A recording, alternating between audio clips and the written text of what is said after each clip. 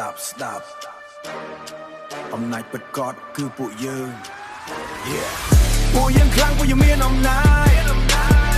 ឈរជាមួយគ្នាគ្មានអ្នកណាអាចមកផ្ដួលពួកយើងខ្លាំងពួកយើងមានអំណាចលុយក្នុងដៃចិត្តដូចដៃថែ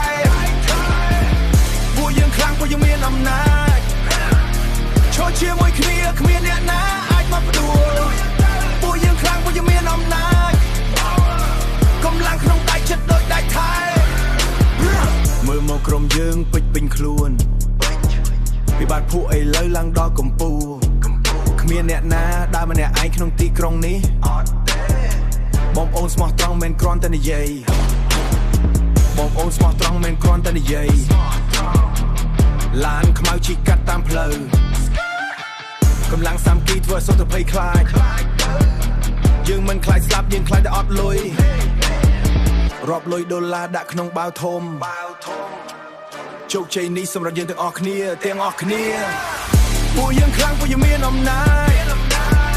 ឈរជាមួយគ្នាគ្មានអ្នកណាអាចមកផ្ដួលពួកយើងខ្លាំងពួកយើងមានអំណាចលុយក្នុងដៃចិត្តដូចដៃថែពួកយើងខ្លាំងពួកយើងមានអំណាចឈរជាមួយគ្នាគ្មានអ្នកណាអាចមកផ្ដួលពួកយើងខ្លាំងពួកយើងមានអំណាច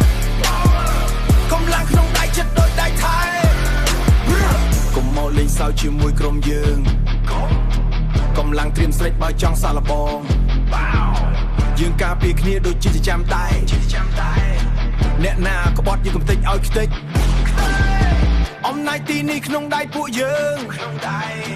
មើលខ្សែរោមៀភ្លឺដូចព្រះអាទិត្យ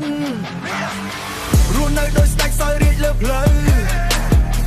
រស់នៅដោយស្ដេចសោយរាជលើផ្លូវគ្មានអ្នកណាហ៊ានសម្លឹងចំមុខយើងទេវាស្លាប់គ្មានក្នុងមួយចំណុកក្រមយើង